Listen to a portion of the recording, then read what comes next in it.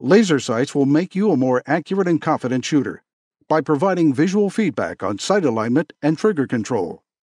Crimson Trace, making laser sight standard equipment. Learn more at crimsontrace.com. Today on Tom Gresham's Gun Talk, how can you help the community training and education efforts of the Black Guns Matter program touring the U.S.? Plus, members of the House Judiciary Committee refuse to hear from Republican Whip Steve Scalise on the subject of current gun control legislation. Training Talk with Tiger McKee, an introduction to concealed handguns, and more. And as always, call 866-TALK-GUN with your comments, questions, and range reports. And now, here's Tom.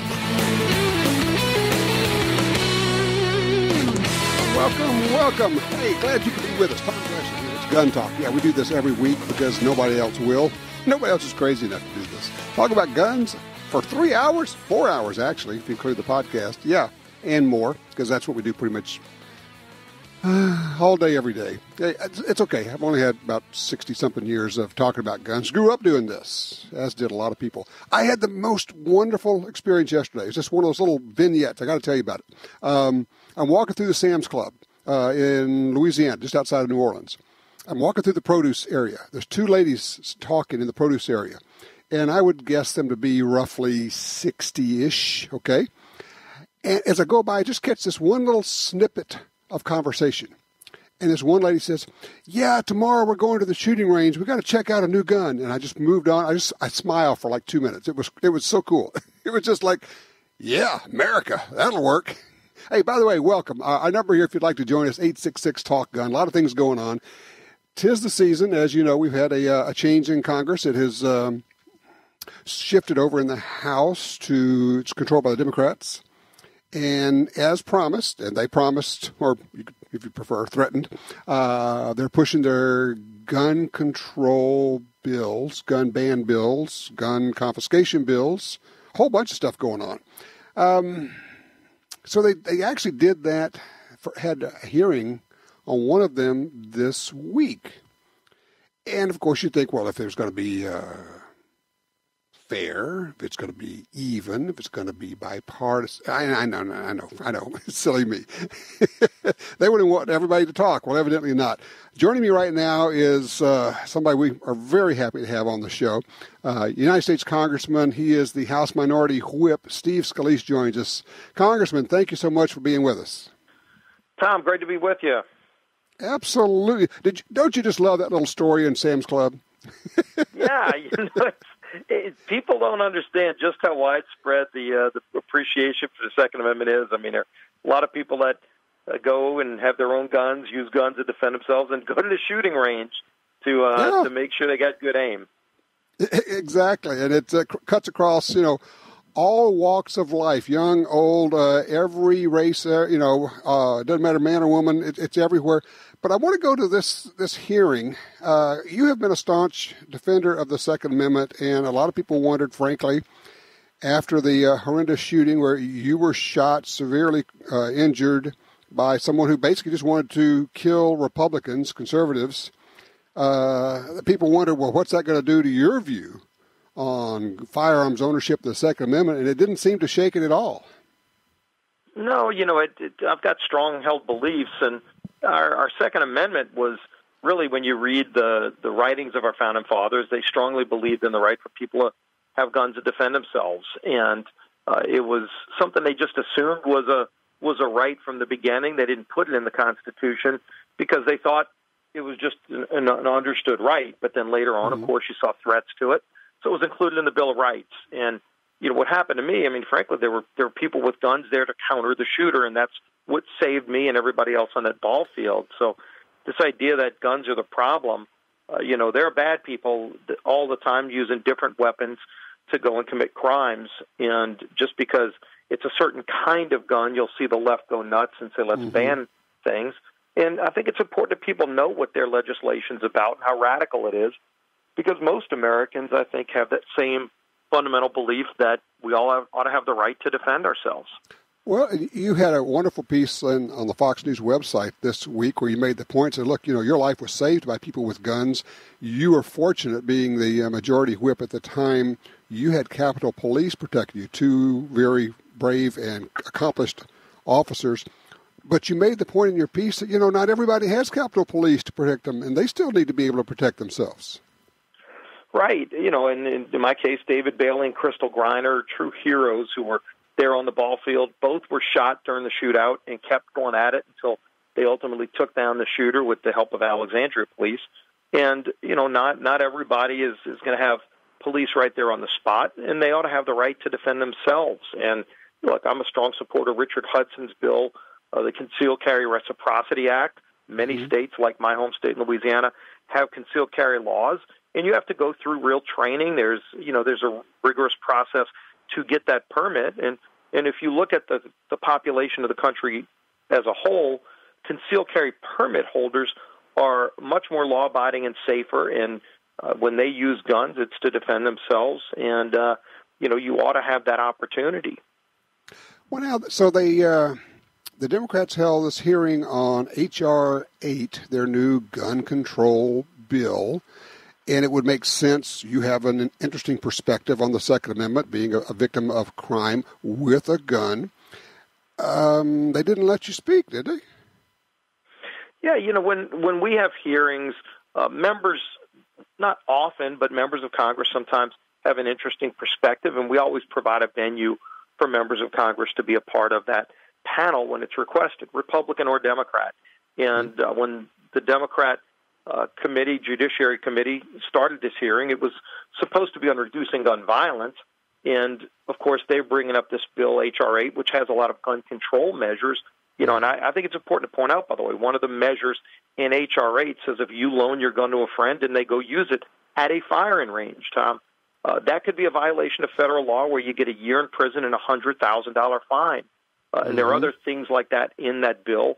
So it's about gun control. It's not about reducing gun violence. And part of my testimony was going to be that if that bill was in law the day before my shooting, that still wouldn't have stopped my shooting. If it was in place before the Parkland shooting, there's nothing in that bill that would have stopped the Parkland shooting. But it would limit the rights of law-abiding citizens, and we need to highlight and point that out. And so that's what the bill would have done. But they didn't want to hear my testimony and tried to silence the testimony. But I think because of that, it actually ended up getting a lot more national attention because people said, wait a minute, they're banning him from speaking in the committee. Right. What's really going on?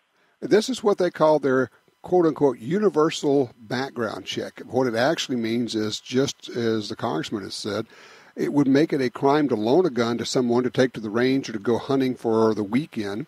You would have to go get a background check done at a dealership when you loan the gun, and then when your buddy brings you back the gun on Monday after he's been duck hunting, you have to go through another federal background check, which may cost you as much as $50 each time you do that in each direction. $50 to loan it, $50 to get it back, sometimes more than that. But the real point, and I think you make it an excellent point, is all of these crimes that they hold up to say, isn't this horrible what has happened? And they are, in fact, horrible.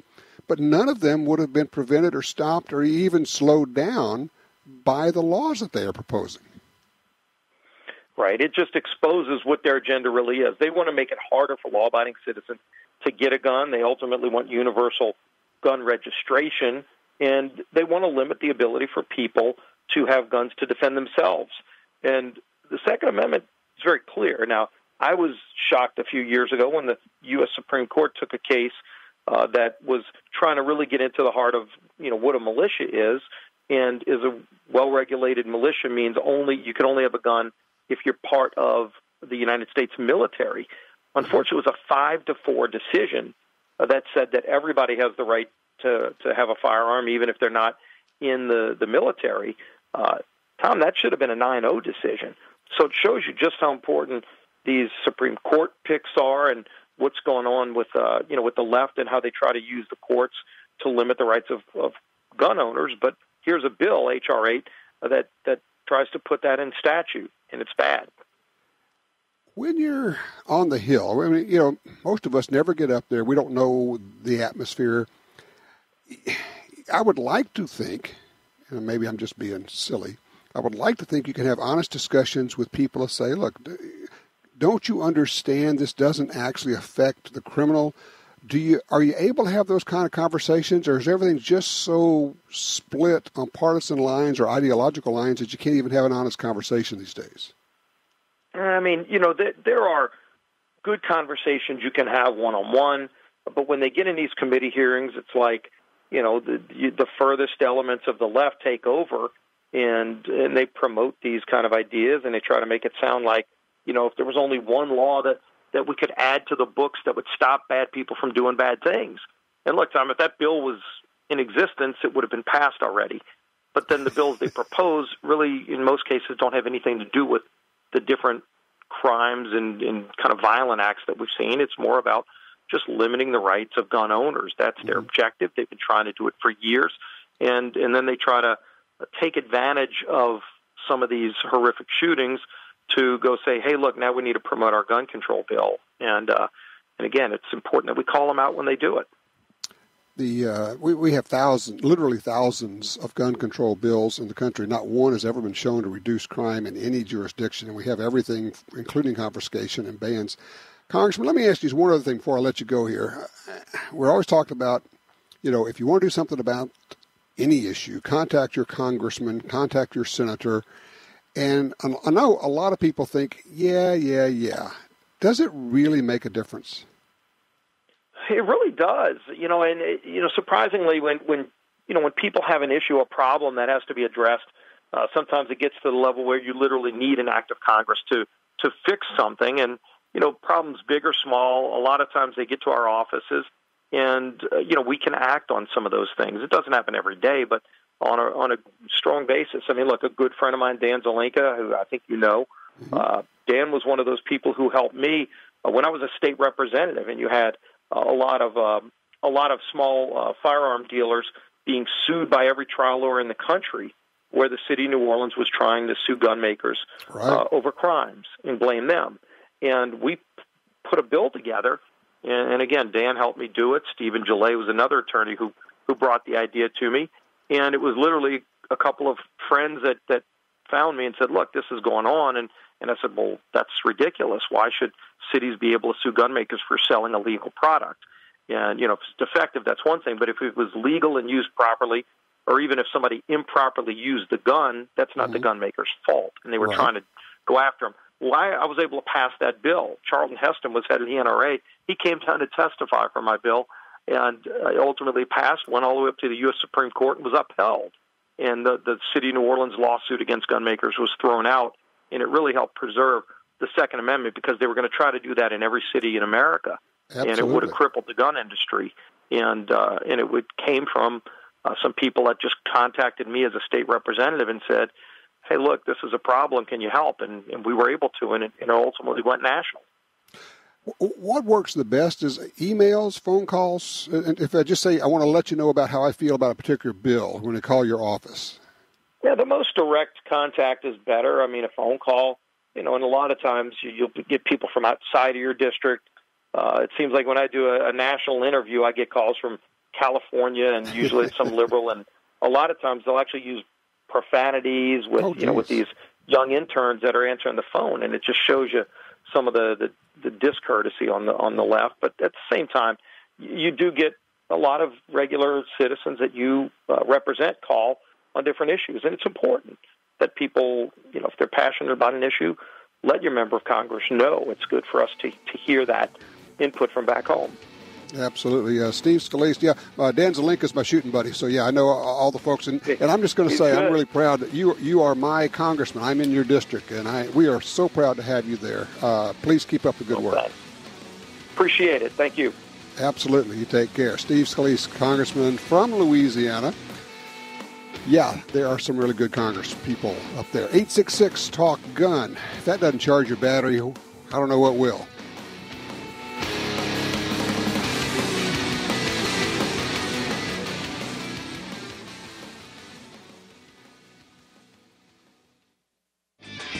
Laser sights are an essential firearms training tool, improving the skill level of the shooter by enhancing proper fundamentals like sight alignment and trigger control, and providing life-saving practices that can be depended on in moments of crisis. Call 800-442-2406 or visit crimsontrace.com for a free copy of our laser training video, The Laser's Edge, and learn why Crimson Trace is making laser sights standard equipment. Tired of searching the web for the best deals on guns, ammunition, and gear? Download the free Gun Dealio app today for deals and discounts right at your fingertips.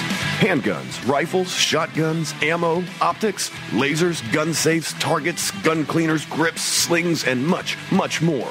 Save money on products you want from the companies you love. New deals, discounts, and rebates added daily. Gun Dealio, available for free in the App Store and Google Play. This land, once wild and free, fades now from our memory. But I remember what it was like, what we were like, what we are capable of when we band together. Perhaps more than any other landscape, wetlands embody the life-giving abundance that nature has to offer. And perhaps more than any other organization, Ducks Unlimited is working to ensure that our continent's wetlands not only survive, but thrive for generations well beyond this one. These natural wonders are where waterfowl begin their cycle of life, where the deer and the antelope play, and where we, the people, gather together to see and share what makes the outdoors so great. The time is now to band together with organizations like Ducks Unlimited. The time is now to rescue our wetlands.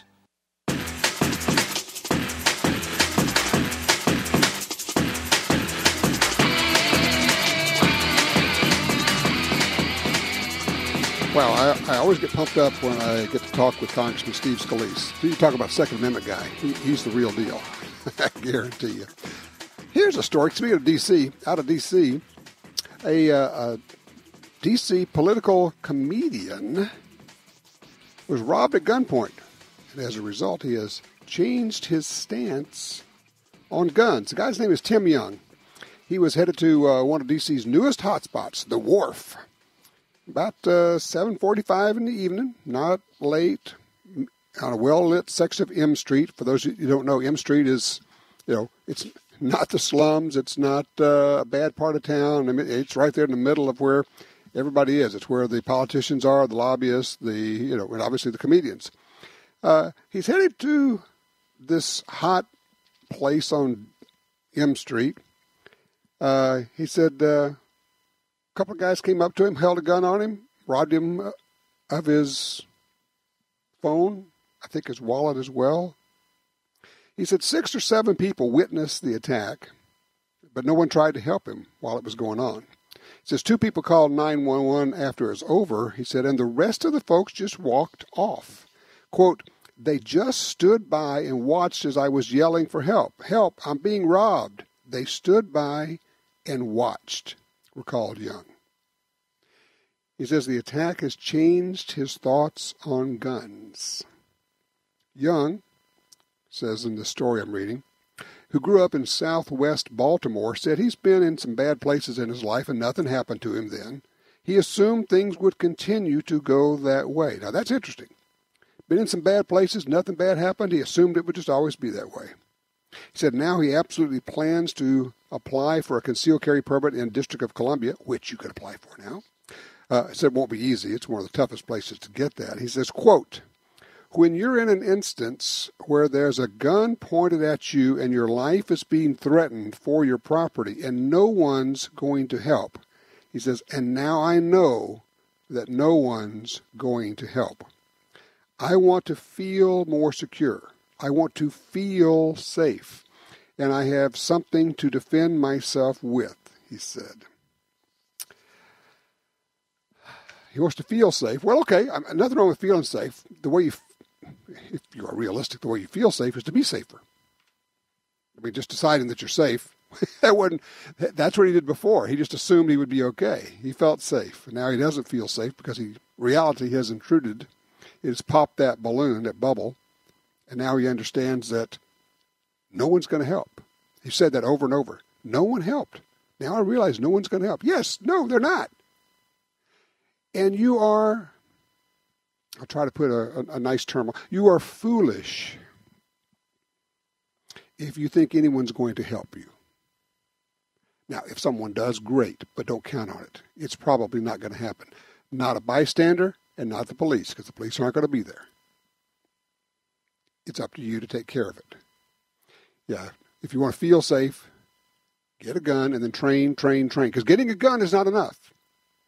It's not even close to being enough. In fact, it's not even the thing. You would actually, this is going to sound weird, you would actually be safer given the choice of getting a gun and no training or getting training and no gun. Getting training and no gun, it would make you safer by far. Isn't that interesting? But absolutely true. Line 2, Brett's with us out of Wheatsfield, that is, Indiana. Hey, Brett. Tom, I just want to thank you. I've been listening to you for years and years, and you for a long time have said 1911 and 9mm is the thing to deal with. And I finally broke down. I've got lots of 1911s and 45, but I've got a SIG 1911 compact. So I'm going to go back to carry 1911 in 9mm, and what an excellent sweet shooting gun you are. Isn't that just one of the most amazing? And the thing is, I'm like you, grew up on 1911, shot 45s forever. I have thrown a lot of 230 grain pills down range. Yes. And then the first time I shot a 9mm 1911, it's kind of like, oh, that's nice. Yes. So, I mean, it's just, and it wasn't like, I didn't believe you. No offense there. It's just that, I'll get to it. I like, Yeah, I know. Well, that is great. And that SIG is a really nice 1911. You've done well. So, and I think you may have heard me. I'm thinking about trying that. I'm going to switch back to a 1911. Going to go with a 9mm for a while. I can't stay with anything for a while. But, look, I appreciate it, Brett. That's a great range report. He listened. Finally, he took action on it. Yeah, the 9mm 1911 is one of the sweetest shooting pistols you can put in your hand. Because, one, it's 1911, and two, it has the reduced recoil. It's so sweet of the 9mm. It is just terrific. It really is super. All right, 866-TALK-GUN. Get you in here. Looking for your range reports. What have you been shooting? Have you bought anything recently? And is there anything on your wish list? 866-TALK-GUN. Good morning, Mr. Gresham. Your mission, should you decide to accept it, is to host a radio show that will bring truth and common sense to the discussion of firearms rights in this country. Good luck, Tom, to you and your Tom Gresham's Gun Talk team.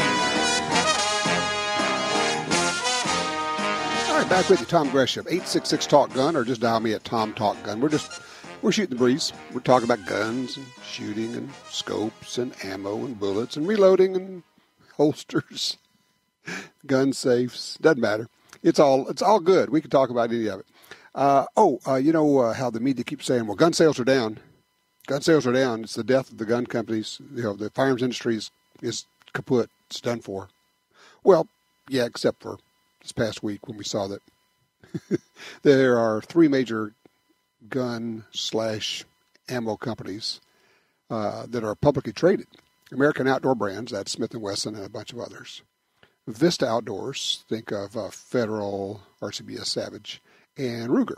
Let's see, their stocks are American Outdoor Brands up 4.5%, Vista Outdoors up 2.6%, Ruger up 2.4% after they had a rally after the NICS checks for January information came out. I saw that the Trace, Bloomberg's fake news organization, they like to say they're the news organization that tracks gun issues. No, they're just a mouthpiece for the gun banner Michael Bloomberg, paid for by Bloomberg. But they've been making a big deal about, gun sales are down, showing the NICS checks for 2017 versus 18. But I noticed they didn't put out a piece about the January numbers. The NICS is NICS, the National Instant Criminal Background Check System. Basically, it's the background checks you do when you buy a gun from a dealer. Which, by the way, we already have background checks. We don't need more background checks. We have them. The numbers are up, I think, about 3.5% in January over the previous January. So the numbers are up, which caused this rally for these companies. But the media somehow missed it. Do you think maybe they didn't know about it? Or do you think they just aren't going to say anything positive about guns, gun ownership, or gun companies, perhaps? Just saying. I don't know. Line 3, Barry's with us out of Carson City, Nevada. Hey, Barry. Hey, Tom. Thanks for taking my call. I appreciate that. What's up? Well, first of all, I wanted to get your information or suggestion on maybe one of those new 223 in the AR platform pistols, or maybe 762 by 39. I don't really need one, but I don't have one. Well, wait. Let's get away with. Let's back up. We don't talk need here, okay? Need has nothing to do with it, okay? So, all right, AR-15 style pistols. I am a fan of them as long as they have the arm brace on them. I find them to be somewhere between difficult and impossible to shoot without the arm brace on it. Right, I like them too because it looks weird with just that big old tube sticking out. Yeah, it's goofy. But you can shoot them with the arm brace, and just for those who are still not clear, it is absolutely legal to put that on your shoulder or to put your face down on the stock. It's nothing wrong with that. What you now have is in essence, we've almost done away with the demand for SBRs, for short barrel rifles, and having to pay the $200 tax and get the license and all that, because these become that. I'm going to suggest, rather than a 7.62 by 39, that you consider a 300 blackout. Okay, yeah, well, I like that too, but the only reason I was saying those two calibers is because the price of the ammo, and I don't know what 300 blackout costs because I've never priced it. It's more expensive. You don't have any military surplus, gazillions and gazillions of rounds. Yeah, the 223, 5.56 ammo you can buy cheap. And obviously you can get 7.62 by 39 cheap, but man, the blackouts really rock.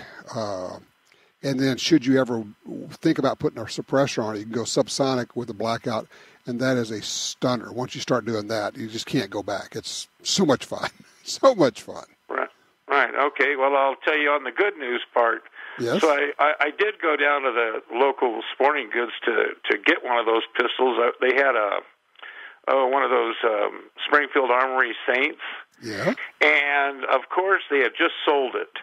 So it was kind of a lucky thing because I called my buddy in Texas, and they had these new Colt. They call them a Talo or something like that. Yeah, Talo is a distributor, and, yeah, they do sometimes they'll do special runs or limited editions of different guns. Right. And what I ordered is I guess it comes with the G10 grips, and it's a black slide, and then that Cree coat bottom on the bottom of the frame of the pistol is tan. And it cost me like $860, and then plus transfer. Okay, so you switched on me. You went to a 1911, huh? Yeah, well, that was I did switch on you because I had went. Yeah. No. Listen, that Talo Colt 1911 is a stunner. You have you gotten the pistol yet? I get it tomorrow. Man, are you going to love it? It is really nice. You got Cerakote. Yeah, it is gorgeous. It shoots well. I mean, the Colts shoot well. They're Colts. Come on. You're going to love it. I mean, well done. Yeah, Talo is actually a buying group, not a distributor. And then you can get dealers can get Talo guns through their various distributors. So yeah, I'm sorry. It's at one of 400 or whatever. You're going to love it. Tell you what. Now, what you have to do once you get it. After you get it out and run a couple hundred rounds through it, did you get it in 45 or 9? Oh, 45. They didn't have it in a 9. Okay. Once you run a couple hundred rounds through it, I need you to call us back and give us a range report because I know a lot of people are going to want to know about this pistol, okay? Right. And sounds good. All right. I just love it. All right, good deal. Barry, that's your homework assignment. Once you get your pistol, go out and shoot it, and then call us back on a show in a week or two and give us a range report. That'll work. I got to scoot to the break here. 866-TALK-GUN. Tom Gresham, it's Gun Talk.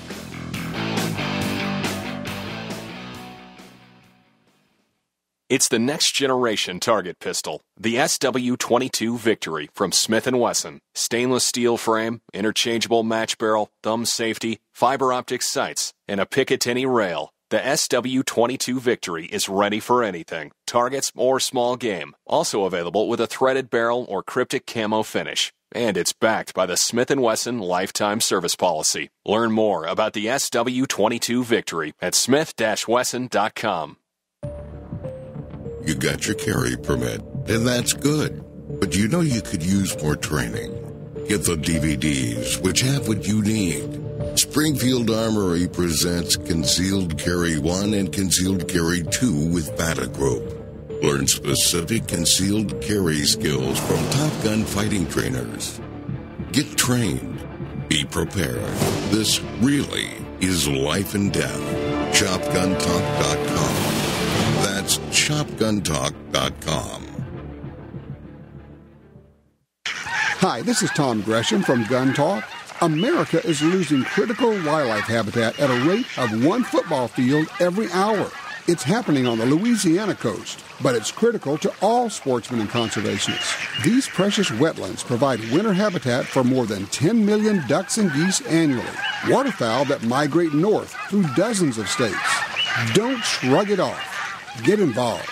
You can help. Visit vanishingparadise.org.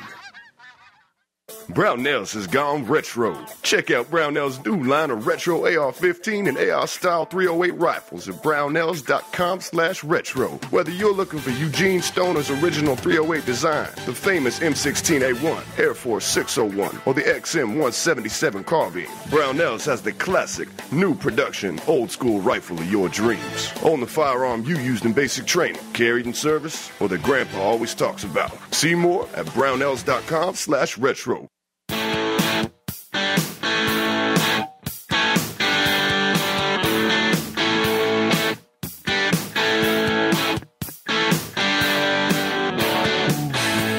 Story out of Pennsylvania. We've got the Great American Outdoor Show. Yeah, the Great American Outdoor Show at Harrisburg going on. Huge show. And this newspaper interviewed a guy who was there. Guy's name is Frank Menendez, and said back in '99 he got out of the NRA. Didn't like him. After the Columbine shooting, he thought that the NRA should have not gone to Colorado. He got mad and he left. But now he's joined him again. And the article is all about why. He says back in '99, he says, I was very, very upset about that. I said, I think they should have showed those people a little more respect in Colorado that he's talking about. He says he refused to join the NRA for years. He says, but now, this week, the 54-year-old welder drove from Long Island, New York to Harrisburg for the Great American Outdoor Show. There he paid the $35 membership fee and joined the NRA. So what changed? He said he doesn't think that the NRA has. Instead, he thinks that the rest of the country has. And it's to the point where, in his view, regular gun owners like him are seen as bad people. Quote, I'm sick of this country's attitude toward guns. He said, I have no choice but to help them, talking about the NRA. That's the way it seems now. I think the guy's got it figured out. 866-TALK-GUN. Line 1, James, Waco, Texas. James.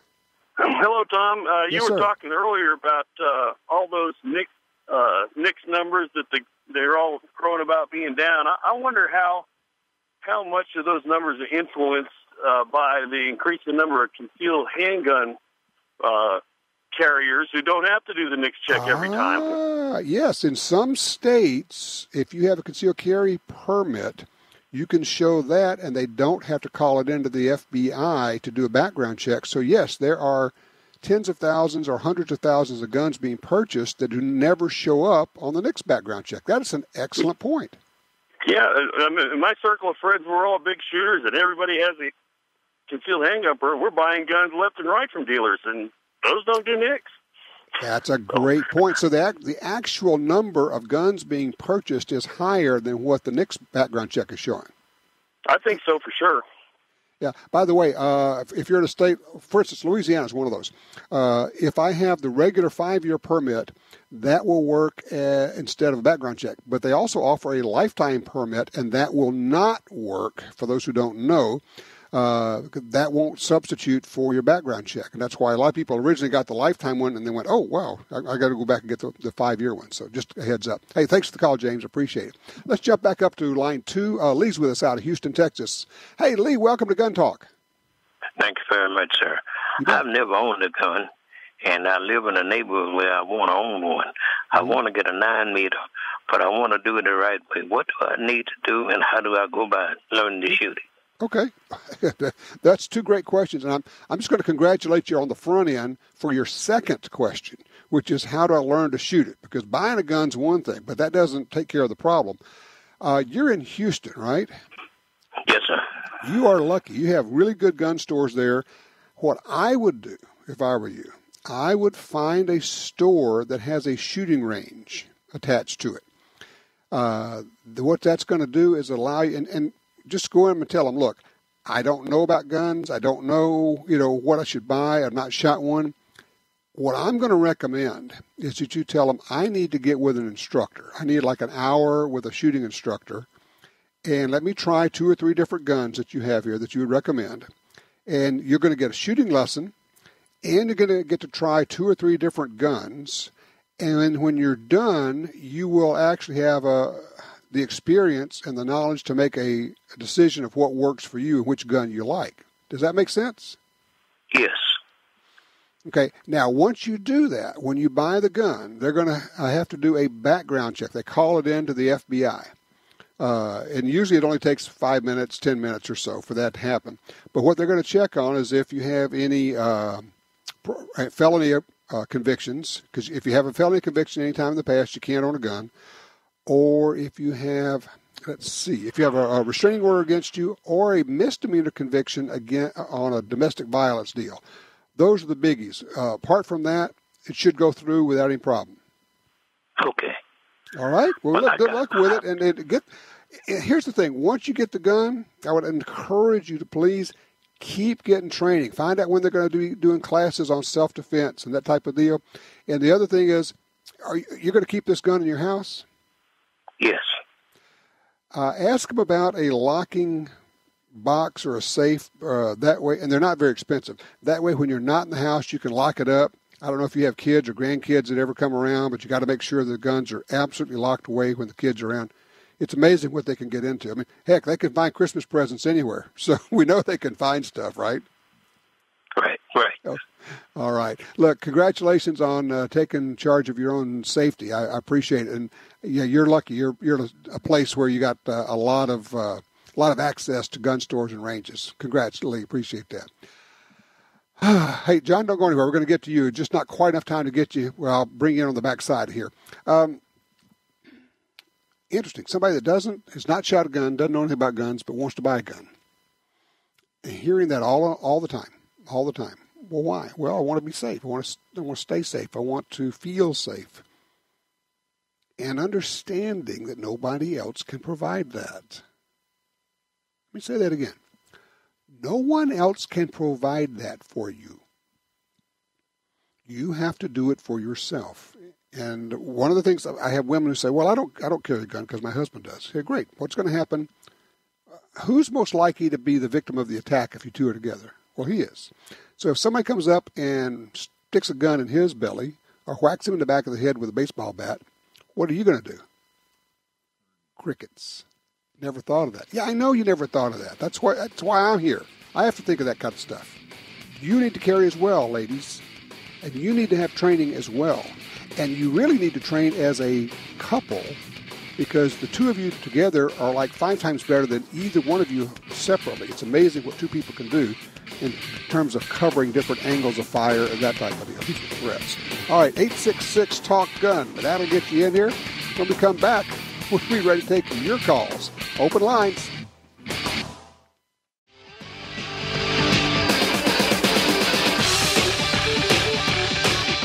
All right, let's go straight to the phones. John is in Albany, Oregon on 4. Hey, John, thanks for calling in. Thanks, Tom. Hey,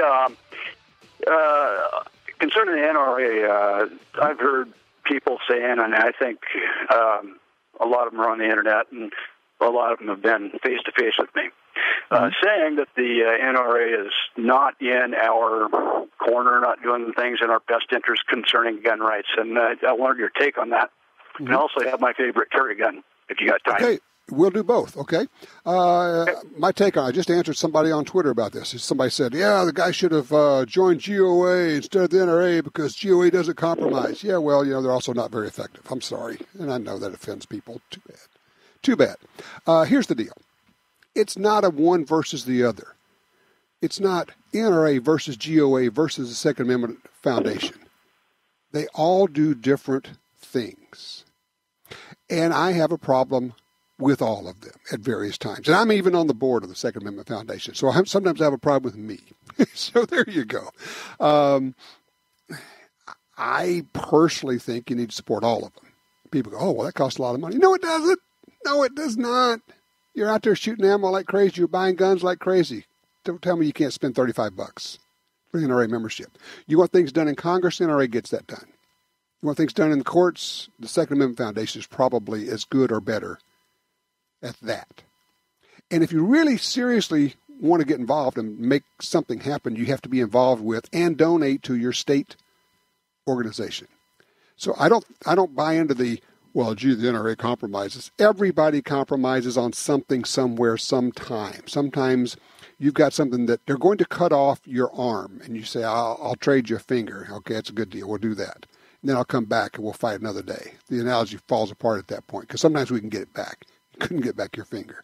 All right, so what's your favorite carry gun? My favorite is the Para P1445, and I carry it IWB every day. A lot of people have forgotten about the 14-shot 1911 that Para used to make. Yep. Interesting. How long have you had that pistol? Remington's now making something similar. Yep. And, of course, STI has, what do they call it, the 2011. Instead of the 1911, they call it the 2011. STI has a double-stack 1911. How long have you had that Para? About 4 years. And I did, like a lot of Para shooters, have feeding issues with it, and I fixed it, and a lot of people don't know how to fix it.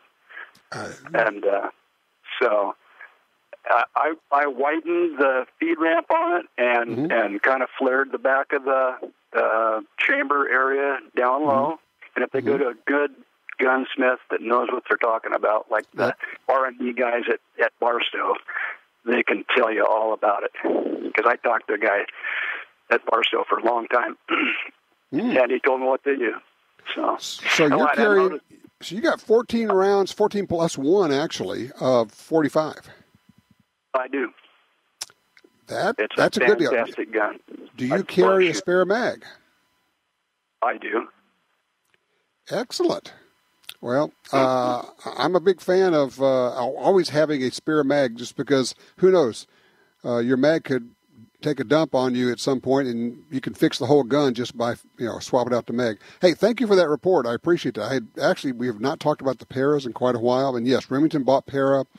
Ended up folding the Para Ordnance manufacturing and models into the Remington line of pistols. And they didn't bring them all over, but some of them, and some of them you can get there. So, yeah, worth taking a look at the Remington line as well. And as I say, if you like the double-stack 1911s, STI makes really high-quality ones, and they're pretty nice as well. You just got to figure out if your hand will fit around those. The grips are a little bit thicker, necessarily, have to be, of course. Hey, don't go far. When we come back, we're going to be talking with Tiger McKee from Shoot Right Academy, and we have Maj Toure from Black Guns Matter on deck.